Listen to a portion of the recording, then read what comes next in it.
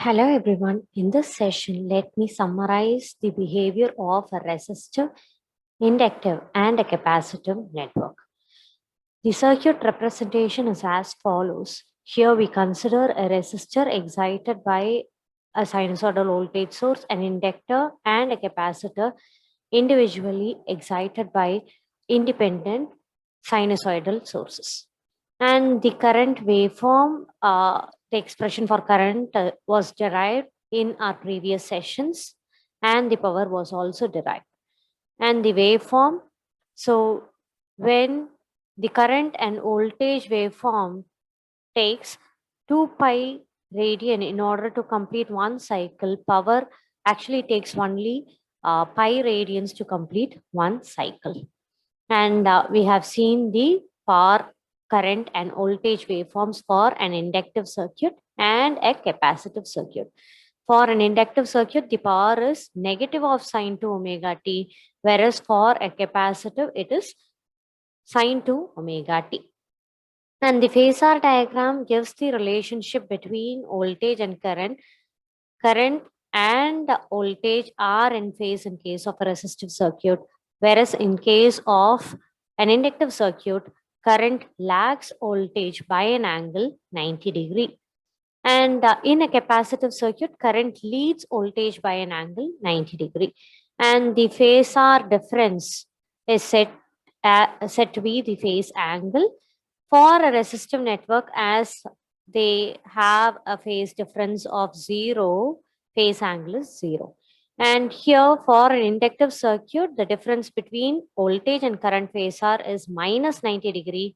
Here the angle is measured in the negative direction, so it is minus 90 degree, and hence the phase angle is minus 90. And here current leads voltage by an angle 90 degree. That is the phase difference between voltage and current is 90, and hence the phase angle is plus 90. And cosine of phase angle is defined as power factor. So let me define power factor. Power factor is denoted as PF, and PF, the power factor, is defined as the ratio between the real power to the apparent power. Generally, we represent real power as VI cos phi for a single phase circuit, and apparent power is VI. And cancelling out the common terms, we have the power factor to be equal to cos phi.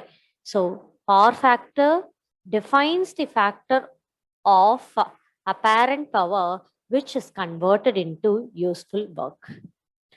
So power factor cos phi is equal to 1 because phi is 0 for a resistive circuit, and hence cos phi is equal to 1 for resistive network.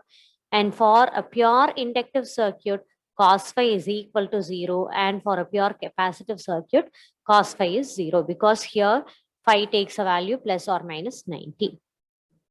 And the average power for a resistive circuit is Vrms into Irms, where Vrms is equal to Vm divided by root 2, and similarly Irms is equal to Im divided by root 2. And the average power of an inductor is 0, and for a capacitor is 0, which means whatever energy that you supply or whatever power you supply from the source, it is stored in an inductor and in a capacitor, and it is not being utilized or absorbed by either the inductor or the capacitor. So both inductor and capacitor do not absorb power. And energy that is dissipated in a resistor is I square R into T, where T is the time for which we are going to calculate the energy. And energy that is stored in an inductor is half Li square, where I represents the RMS value of current. And energy stored in capacitor is half CV square, where V represents the RMS voltage of the circuit.